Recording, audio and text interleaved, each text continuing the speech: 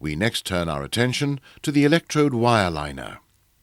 A wire liner supports the electrode wire as it moves through the gun cable or conduit, ensuring that it travels smoothly into the gun.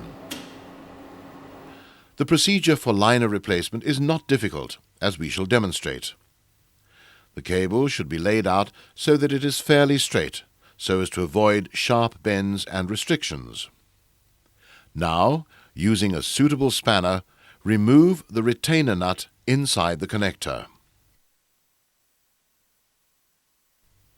Extract the old liner by simply pulling it out of the conduit.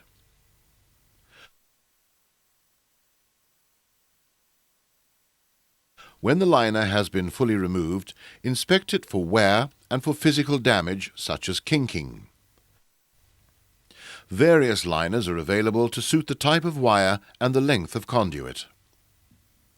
Liners made of coiled spring steel are used for all hard wire and for most flux cord wires.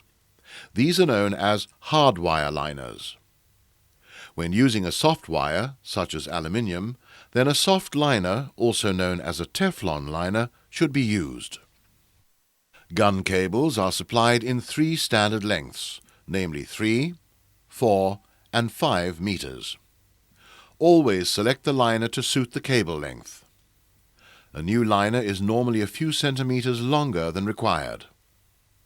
When fitting a new liner, the gun nozzle and the contact tip must first be removed. Make sure that the gun cable is laid out, as straight as possible, on a clean surface. Install the liner into the cable guide and feed it with short pushes along toward the gun. Continue in this manner until the end of the liner enters fully into the liner guide. Fit and tighten the retainer nut by hand at this time. Moving to the gun end, you will see an excess of liner, which we need to trim off. Using a pair of cutting pliers, trim the liner, leaving between 2 to 3 millimeters of liner protrusion beyond the contact sleeve. This small protrusion ensures that the liner butts firmly against the contact tip. Next, remove the retainer nut at the opposite end so that the liner can move back slightly and allow the contact tip to be refitted.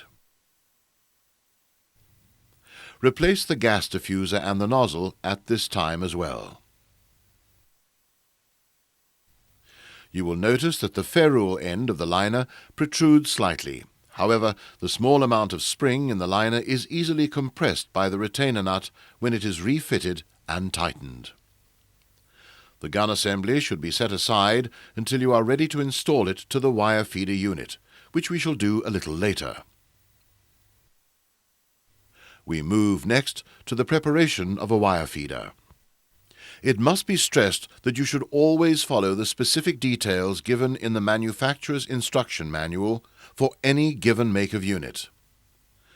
The procedures we shall demonstrate, although typical, relate specifically to our demonstration unit.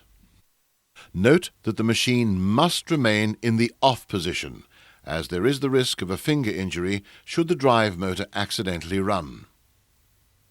The steps in preparing any wire feeder usually involve checking or replacing the drive rolls and wire guides, fitting a wire spool, and setting the wire through the drive rolls or lacing the wire. We will deal with each point separately. The wire feeder is a very important part of the system, and it must operate smoothly in order for the electrode wire to be fed consistently into the weld pool. Prior to installing a new reel of wire, the drive mechanism should be inspected and, if necessary, correct parts installed according to the wire size and wire type that is to be used. On our demonstration unit, replacing or cleaning of the drive rolls requires the removal of the complete drive roll housing as demonstrated. Within the housing assembly are the drive rolls and the intermediate wire guide. Note that the 2 upper rolls are mounted on movable pivot arms. All parts are easily detachable, but for reassembly purposes you should take careful note of their relative positions before you dismantle them. The upper rolls are removed by detaching their shafts.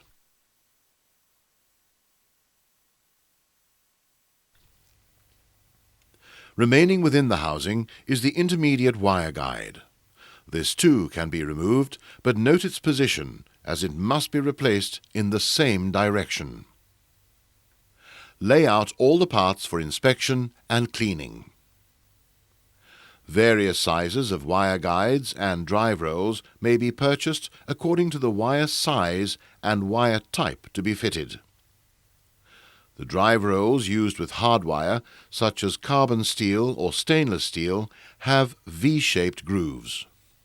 When fitting certain flux cord wire, or soft wire such as aluminium, then drive rolls with U-shaped grooves should be fitted.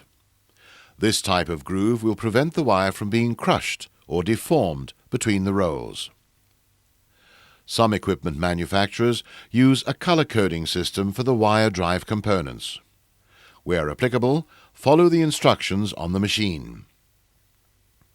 Before replacing components, or whenever you replace a wire reel, it is advisable to do the following to ensure a smooth action of the wire feeder. Inspect each roll surface for damage or wear, which can cause the roll to stick or drag on the wire. Clean the surfaces by wiping them with a cloth in order to remove any wire coating that can clog the grooves and cause the roll to slip on the wire and affect the feed rate. Before replacing a wire guide, check that it is not worn or grooved from wire wear. Remember to fit the wire guide the correct way round, so as to prevent it from sliding out during operation. Lubricate the shafts and then refit the rolls into their relevant positions in the reverse order of dismantling.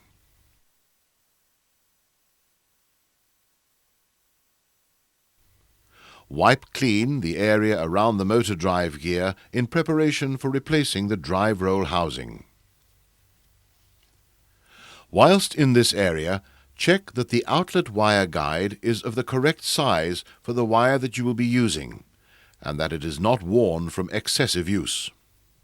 This guide, in this example, is removed by extracting it through the gun cable adapter. If necessary, replace this guide with one of the correct size. When installing the outlet guide, make sure that the tapered end is positioned toward the drive rolls.